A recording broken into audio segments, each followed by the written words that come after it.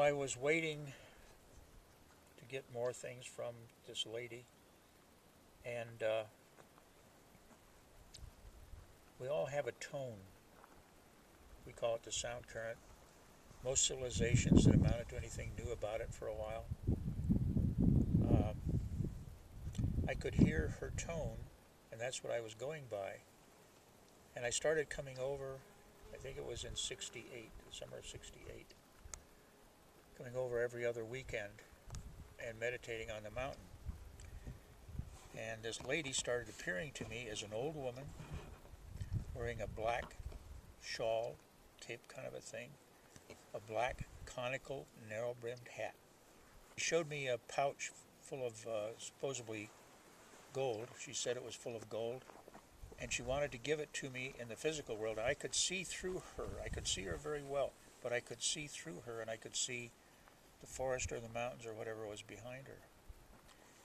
And so she was showing me was astral, not physical. And she said she wanted to give me this pouch of gold, and it was behind that tree over there. And I walked over and looked behind the tree, but anyway, there was nothing there. And she said, "It's so long since I put it there, Bruce. It's that tree over there." I said, "No, I'm not going to do this. I came over here to meditate. I'm not going to run around the mountain looking behind every tree."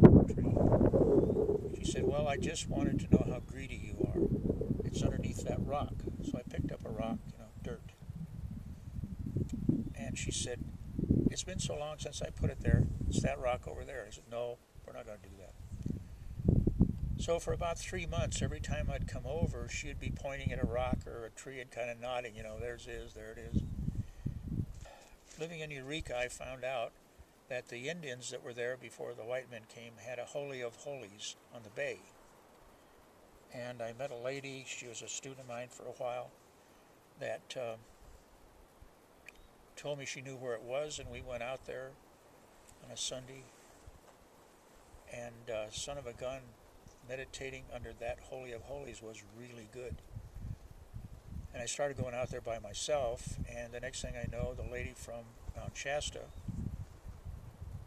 whose name is Duja, by the way, or that's what she told me her name was, Duja started appearing there, and she wanted me to come over here and meditate.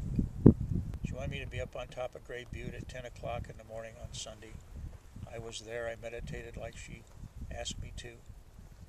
And one of these guys in the white coats with the silver hair and a silver beard, silver skin, silver beard, he came walking up with this chest of jewels, and I could see through him and through the chest of jewels and the whole works. And I looked around for her, and she was sitting on top of the mountain as though she was sitting in a chair.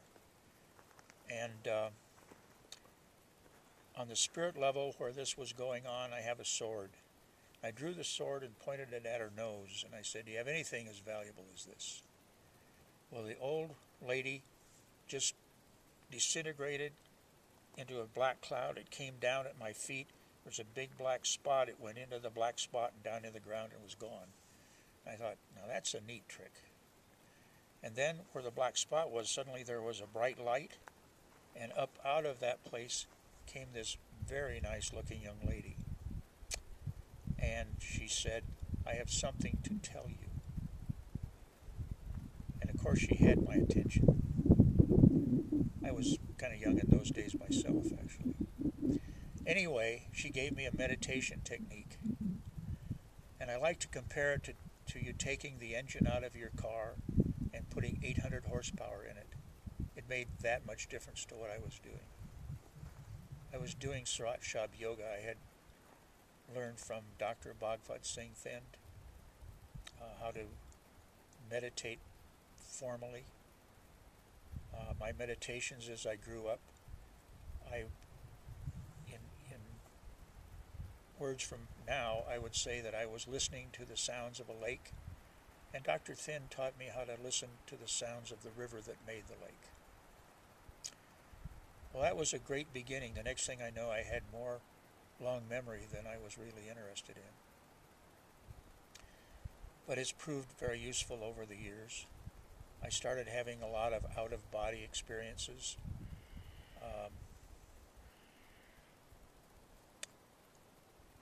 So that pretty well takes care of how I came to be over here.